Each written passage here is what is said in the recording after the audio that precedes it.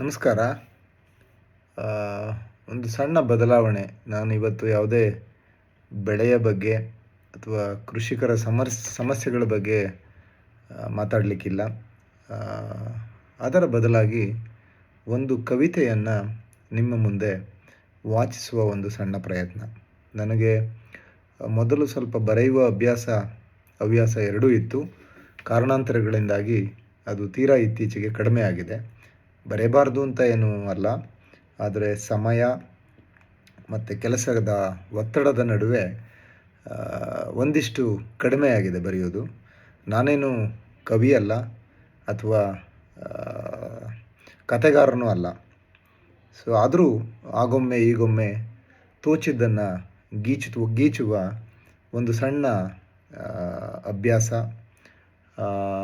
ಒಂದು ಒಳತುಡಿತ ಇವತ್ತು ತಮ್ಮ ಮುಂದೆ ವಾಚಿಸಲಿಕ್ಕೆ ಬಯಸ್ತಾ ಇರತಕ್ಕಂತಹ ಒಂದು ಕವಿತೆಯ ಒಂದು ಶೀರ್ಷಿಕೆ ಅವಳೆಂದರೆ.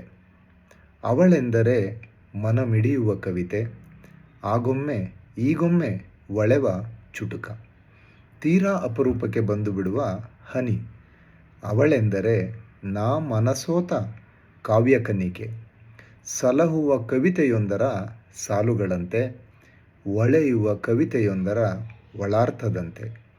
ಅವಳೆಂದರೆ ಸಾಲುಗಳ ಕೊನೆಯ ಪ್ರಾಸದಂತೆ, ಸದಾ ಬಡಿವ ಹೃದಯದ ಮಿಡಿತದಂತೆ, ಹುಣ್ಣಿಮೆ ಚಂದಿರನ ತಣ್ಣನೆಯ ಕಾಂತಿಯಂತೆ.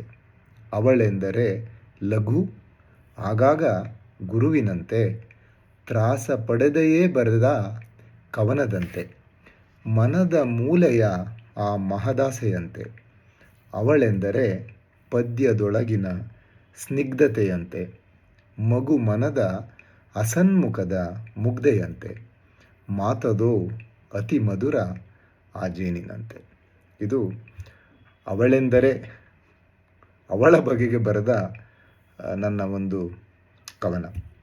ಇದು ಕವನ ಅಂತ ಹೇಳ್ಬೋದೋ ಇಲ್ವೋ ನನಗೆ ಖಂಡಿತ ಗೊತ್ತಿಲ್ಲ, ಆದರೆ ಅವಳ ಬಗೆಗಿನ ನನ್ನ ಭಾವಗಳನ್ನು ನಿಮ್ಮ ಮುಂದೆ ಅಭಿವ್ಯಕ್ತಗೊಳಿಸತಕ್ಕಂಥ ಒಂದು ಸಣ್ಣ ಪ್ರಯತ್ನ.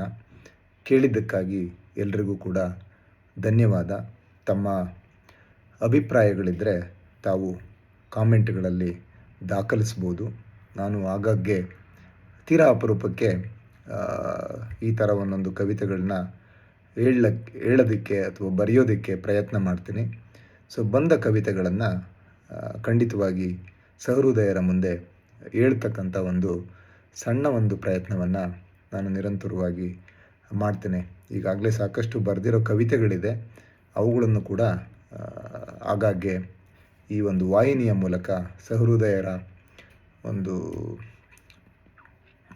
ಮುಂದೆ ತೆರೆದಿಡ್ತಕ್ಕಂಥ ಪ್ರಯತ್ನ ಮಾಡ್ತೇನೆ.